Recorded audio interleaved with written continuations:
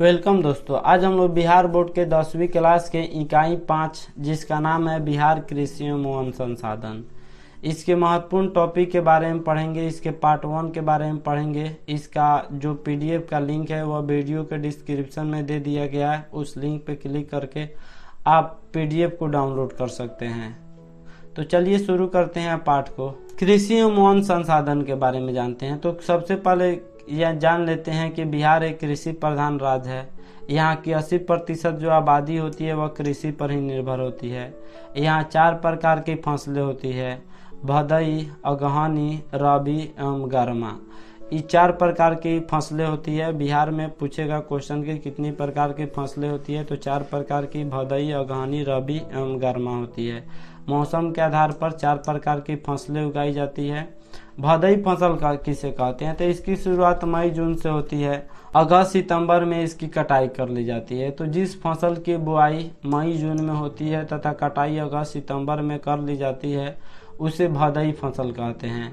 भदई धान, ज्वार, बाजरा, मकई के अतिरिक्त जूट और सब्जी की खेती भी इस समय में की जाती है। नेक्स्ट है अगहनी के बारे में। अगहनी फसल किसे कहते हैं, तो यह बिहार की सबसे महत्वपूर्ण फसल है। यह फसल मध्य जून से अगस्त तक लगाई जाती है और नवंबर दिसंबर में इस फसल को काट ली जाती है। इसमें धान, ज्वार, बाजरा, अरहर, गन्ना इस सभी फसल की जो है मुख्य पैदावार है। जो अगहनी फसल है यह बिहार की प्रमुख फसल है। मध्य जून से अगस्त तक लगाई जाती है और नवंबर दिसंबर में काट ली जाती है। इसमें धान, ज्वार मिश्र जनेरा होता है, बाजरा, अरहर मिश्र रहरी होता है, गन्ना इस फसल की मुख्य पैदावार है। नेक्स्ट रबी फसल। तो जिस फसल को अक्टूबर नवंबर में लगाया जाता है और अप्रैल में काट लिया जाता है उसे रबी फसल कहते हैं। जैसे गेहूं, जौ, दलहन, तेलहन यह सभी जो फसल है वह रबी फसल है। नेक्स्ट फसल है गर्मा। तो इस फसल को गर्मी के मौसम में वहां लगाया जाता है जहां सिंचाई की व्यवस्था होती है। जहां जल की व्यवस्था होती है वहां गर्मा फसल को लगाया जाता है। या फिर निम्न भूमि में जहां स्थानीय जल स्रोतों में मिट्टी गीली रहती है इस फसल में गर्मा धान और ग्रीष्मकालीन सब्जियां उगाई जाती है।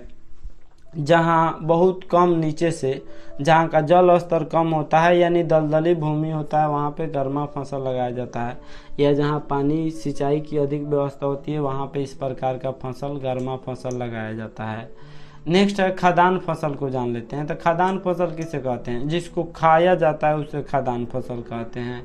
तो धान बिहार की महत्वपूर्ण खदान फसल है।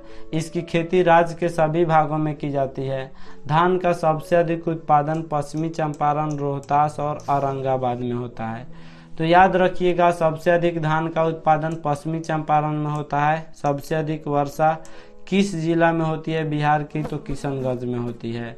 सबसे ठंडा जिला पूछेगा तो पश्चिमी चंपारण होगा। सबसे बड़ा जिला पूछेगा तो पश्चिमी चंपारण होगा। जबकि रोहतास और औरंगाबाद धान के उत्पादन में दूसरा और तीसरा स्थान है। दूसरा है गेहूं। तो खदान फसलों में धान के बाद गेहूं दूसरा सबसे महत्वपूर्ण फसल है। गेहूं के उत्पादन में रोहतास जिला प्रथम स्थान पर है। तीसरा है मक्का। यह बिहार का तीसरा मुख्य खदान फसल है। यह भदई, अगहनी, रबी एवं गर्मा चारों फसलों में पैदा होता है।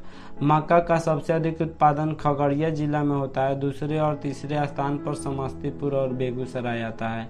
तो याद रखिएगा, बिहार में सबसे अधिक मक्का का उत्पादन किस जिला में होता है, तो खगड़िया जिला याद रखिएगा।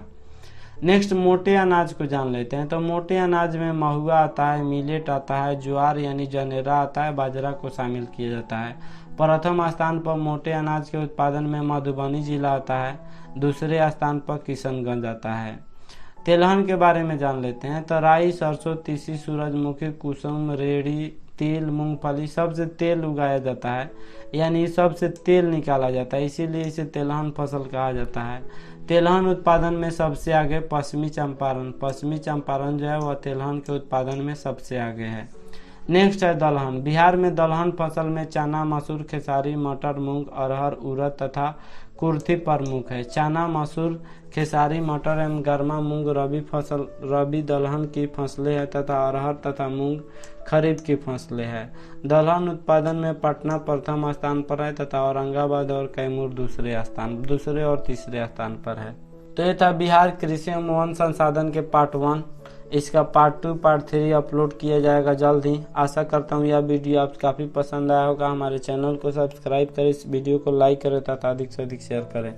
Thanks for watching my video.